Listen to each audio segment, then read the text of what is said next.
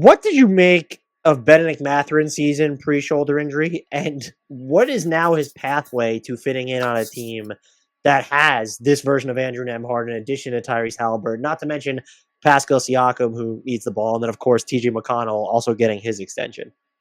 Yeah, I want to be clear. I don't speak for the Pacers here. This isn't something that they've said publicly or to anybody, but like if it were me after the playoffs, I would feel like I have 3 rock solid starters and Tyrese, Nembhard, and Pascal Siakam. I have a little bit more question marks at the other 2 spots. Clearly, Miles Turner on this roster, given the personnel that are there. There's nobody, there's not an in-house replacement for Miles Turner. And Miles did a lot of good things for them offensively. We might touch on him later. But like with regards to Ben, I think that there's a tendency to turn Andrew Nembhard and Bennedict Mathurin weirdly into the next Turner and Sabonis and make this contentious. I don't really see as though that's the spot that Ben would necessarily be coming for, because we just saw the things that happened to Tyrese in the playoffs, the exaggerated coverages that he saw, and the way that Andrew Nembhard answered some of those. For Ben, if he's going to leapfrog over somebody, I would more so see it being Aaron Nesmith and Ben becoming the starter there, because as many good things as Aaron does, you get into a place in the playoffs where over 85% of Aaron's shots were 0 dribble threes, or of his threes were 0 dribble threes. He's not somebody who can really recapture his own rhythm with a 1 dribble sidestep 3. And then he did make several pull-up 2s in Game 7 against the Knicks, but, he made like 20 of those total in the regular season. Like, if you run him aggressively off the line, he doesn't necessarily have a counter. Ben, to his credit, has the crystallized skill in that there are shots that he can get to that nobody on the roster can get to. So the question for Ben becomes, can he make enough strides defensively to warrant you not playing Aaron Nesmith? I have some questions about that to this current point in time, because in games when they needed to do that, like they started Ben, Andrew, and Tyrese against the Dallas Mavericks, that was a game that they won. But you could see early on, like, not necessarily ideal to be having Ben guarding Luka or Kyrie Irving in the same way that you would feel more comfortable with it being, Andrew and Aaron Nesmith. So Ben, a lot of it defensively. Point of attack wise, like his screen navigation is still pretty rough. He veers way too early. Like you look at the numbers, if it's Ben Sheppard at the point of attack with Miles Turner, they allow like 0.8 points per chance. When it's Bennedict Mathurin, it's like 1.121. Like it's a dramatic swing for Miles Turner when it's Ben at the point of attack having to actually guard over screens. But Ben is okay in certain situations. He's better on ball than he is off ball. And that's where the awareness things happen, because I genuinely, projecting feel and projecting awareness, particularly on the defensive end, is a very tough thing to do. It's possible that Ben could come back and things really click for him. And he does have the athleticism. He has the tenacity that you could be like, hey, look, there is a defender in there.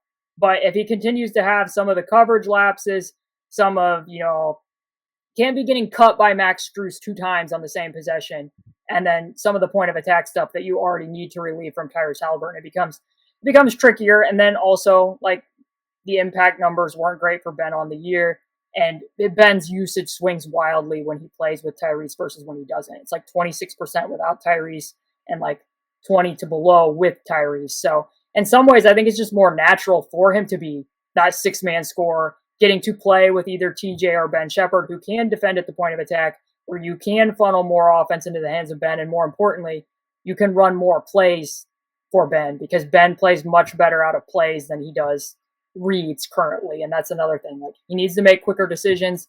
He needs to find the passing avenues when he gets to the rim, because the league is being called differently. He doesn't get the same calls that he got as a rookie when he gets to the rim and he draws that physicality. That didn't happen last season. And teams know we can load up on him at the rim, because he literally had the lowest pass out rate on drives of any guard in the NBA last year. It was like 20-something%. So those types of things. And I want to be clear, like, I think people think sometimes I'm too hard on Ben. Again, he was the best isolation scorer, and he doesn't get as tough as assignments as Pascal as Tyrese does. But overall, like, just on a points per possession standpoint, he was the best isolation scorer on the team. He can shoot over double teams in Toronto. There's some incredible shot making there, and I can definitely look at spots in the playoffs and be like, that's a spot where Bennedict Mathurin would have helped them. But in terms of him, like, taking the next step and entering into the starting lineup, that's going to have to be a prove it thing. Like, I don't think it's going to be the same as last year when he and Obi Toppin kind of were christened as the early season starters, and then it was like it was theirs to lose, which eventually did happen. I think this case, it's going to have to be for Ben, like, what he does at training camp, what he does in preseason, the early season, for him to actually earn that spot. Otherwise, I would expect him to stick with the same starting lineup as last year. I guess they'll run into this issue with Jarace Walker as well, but when you're juggling the expectations of progress isn't linear, so even throwing out the Eastern Conference Right. Finals appearance, this is a team that's trying to win. How much of like a runway are they going to be prepared to give Bennedict Mathurin when the thing that they probably need the most is not what he does best? And then I don't mean to make this a Mathurin or Sheppard thing, but like when you have Sheppard who defends like he has an emotional attachment to the outcome of every single defensive possession, like is there just a chance that for what the Pacers are trying to do this season, that Sheppard winds up being like a better option or more valuable or just more important to them? Yeah, I mean it's interesting because like I don't want again I don't want to be too hard on Ben because I do think that Ben exists somewhat in liminal space. I like to compare him to a trapeze artist. I do think that there were times where he was trying to make the correct read. It just wasn't always the correct read. Like he let go of the rung behind him. He just hasn't quite grasped on to the next one quite yet. So that's why it's difficult to say. And like you just said, like Ben Sheppard was a part of the A-man rotation. I don't think it's necessarily going to be a case of Ben versus Ben either, because I'm pretty confident that they would play Mathurin off the bench for that scoring punch. But if they're willing to go 10, which there's reasons to think playing 10 is hard in the NBA, but there's reason to think that this Pacer team in particular, if a team can do it, it's them because they really try to manage minutes. Number one, that's something that Pascal's agent talked about that Pascal liked, that, he wasn't playing for Nick Nurse. He didn't say Nick Nurse, but, he wasn't playing the heavy minute load anymore, that they do monitor that. The Pacers play a ton of press defense. They play very fast. That behooves playing deeper into the roster. It's more going to be like, I think, the 10th man decision between Ben Sheppard and Jarace Walker. And when you come to that, like Ben Sheppard, despite the fact that he's not really going to be a player who shines in Summer League because of what he does offensively, defensively, he was making a lot of plays already where, like, if it was just based on defensive merit right now, right here today, without seeing whatever other progress has been made, I would still say that Ben's ahead of Jarace defensively in terms of being able to plug him into the scheme right here, right now. I'm fascinated by Ben Sheppard. There was a summer league play that stood out to me in 2023. I told you in the outline, the play where he is denying an entry pass from Brook Lopez, then steals it in the series against the Bucks. That just lives rent free in my head for some reason. What is what is the 90th percentile outcome for a player like that? Because the energy that he gives you on defense, but there's also some discipline mixed in, and he's the type of player for me anyway. You watch him and you feel him. It's like, what does that do for this Pacers team, or what does that mean to the Pacers going forward? Yeah, defensively, he and Nembhard are at the top in terms of point of attack defenders, and then Ben Sheppard is very good at both holding his ground and covering a lot of ground. On a closeout, he can cover a long closeout with his quick feet more so than other people can, and then he can hold his spot on a veer switch and will actually get in, run the seam, and box that guy out, or be able to front and really scrape and claw. He projects his presence bigger than he is defensively, and I'm sure he'll continue to add strength to his frame as he goes, given that he was a rookie last year. But for him, I think more so it speaks to, I don't know how you are, but there's two archetypes of players in the playoffs that I think really work. And one of them is a two guard who can run offense, hence Andrew Nembhard. And the other one is a movement shooter who can guard ones, a Kentavious Caldwell-Pope, a Danny Green. And I think that Danny Green's kind of what you're hoping for with Ben Sheppard, like that model, because Ben isn't going to be a frequent driver. You're always going to kind of cringe when Danny Green had to take more than about 2 dribbles. But can Ben Sheppard be the movement shooter that he was projected to be coming out of Belmont? He only made 1 3 in the series against Boston when he was playing more minutes. Can he start making threes? And also, will he start taking them? Because this is an interesting juxtaposition between Ben Sheppard and Bennedict Mathurin. Ben Sheppard's very easy to plug into a scheme. He's going to keep the ball moving. He's going to continue advantages. He's going to crash really hard on offensive rebounds. That has, he doesn't always come up with the rebound, but it does have effects on their defense headed the other way and things that they want to do there. But there is a stat that I think is pretty telling, in that he almost had more passes out of the corners than shots from the corners. So wow. He'll catch a skip pass, and the Pacers very much want to trigger the extra pass out of skip passes, but he doesn't always, read that X out rotation and know when he should put up a shot. He's so intent on playing within the team scheme and playing for his teammates that he doesn't always rightfully look for his own shot. Whereas Ben, is going to drive into a crowd come, hell or high water, and he doesn't always see those passing avenues. So each of them provide a little bit different thing, and definitely you have a place for both. But I think at my high end, if you got to where Ben Sheppard wanted to be, he'd be that type of a player that it's like, yeah, that's a role player I want in my rotation, because potentially maybe he could be that facsimile eventually of, being somebody who could ghost to switch, also be able to defend at the point of attack and just do a lot of little other quiet things. Rick Carlisle said of him that he starred in his role for them during the playoffs. Always a big proponent of Ben Sheppard whenever you hear him talk about him. I was listening to something earlier this summer. You were on Locked On Pacers with Tony East, and I think you said that the Pacers have a Jarace Walker-sized hole on the defensive end. Can Jarace Walker be, based off what you've seen or what you project forward, what this team needs defensively? Yeah, I think that there was a lot of criticism that he wasn't in the rotation to the degree that he was, and I think that they were trying to teach better habits, and then through no fault of his own, they traded for Obi Toppin, they traded for Pascal Siakam, and now they're trying to make a position change for him where he's going to play more at the 3. And much to Walker's credit, he had a hitch in his shot at Summer League a year ago. I think some of that had to do with the elbow, and then also he was leaning to his left on his release on almost every shot. His 3-point shot really turned around in the G League. You could see that mechanically he had made strides there very quickly, and the 3 fell for him at Summer League this year as well. So that makes it more feasible to be playing him at the 3 where there might be more opportunities for him. I do think it was very telling this summer, though, that, Gennaro Pargo talked about it. Rick Carlisle talked about it publicly on the radio, that they were going to be looking for Jarace, high motor, rebounding, being able to take on a defensive matchup, conditioning. It wasn't going to be about, how many points he scored or how many fancy plays he made.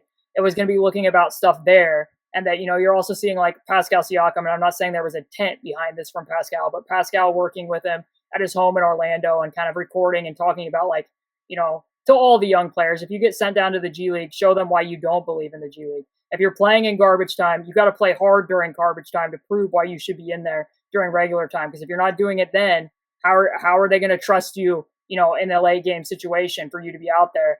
And to hear Rick talk about it, that there was kind of an expectation from Jarace that, he was going to play.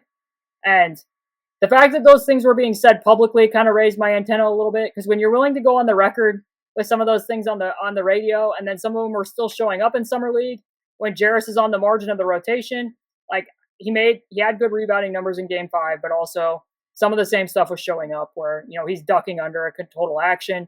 There's one play where in transition, he's reaching, he's doing stuff with his hands more than sliding laterally. And then tellingly on the very next possession, he's picking up full court and actually changing the direction of the ball a few times. So his body of work to this point hasn't necessarily reflected his body size. There was also some interesting matchup stuff going on where he was picking up Rob Dillingham at the point of attack, where Ben Sheppard was the low man, kind of testing his ability to be sticking with guards and seeing how he would handle switching. I think he's kind of like Pascal. He's better at switching out to the ball in late clock situations than potentially chasing over screens. He's a bigger body too, but I think he's going to have more proof of product to show in preseason to think that, like I said, that he would automatically be pushing Ben Sheppard out of the rotation, despite the fact that he is a player that if he could dial up, I don't want to necessarily say the word effort, but for lack of better terms, the high motor, the conditioning aspect of it that could potentially, rectify some of their problems out there, but where necessarily are the minutes going to come from is the thing for him. Should there be a concern at all about what he becomes or is able to do offensively if they kind of view him as the de facto 3? We already mentioned just the improved jump shot, and he took on a permanent basis way more threes than I would have thought as a rookie. I know he didn't play a ton, but almost 6 per 36. I would have smashed the under on that if he gave me that. But if you're going to be in that role, some of the stuff that he does best, like the passing, if the ball is not going to be in his hands, how valuable is that? Is there a way for them to unlock any of that when he's playing the 3, or to even help unlock more rim pressure because he did not get to the basket a ton last year? What does that, again, just the initial question of just is there any concern about what does he become offensively if he is viewed as, I don't even want to call him a 3, but more of a wing who's going to play in a lot of lineups where there are maybe 2 or 3 ball handlers in front of him in the pecking order?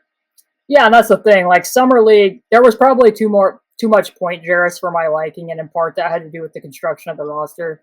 Quentin Jackson's a dynamic slashing guard, and Tristan Newton really had to adapt from UConn's playbook to playing the more, processing on the fly style that the Pacers made. That put the ball in the hands of Jarace more often. They just didn't have a lot of lead playmakers on that roster. His handle wasn't really taking him anywhere, and at times when he was running high pick and rolls, he wasn't necessarily making the right reads with the tag defender. I think he did end up finishing with more turnovers than assists.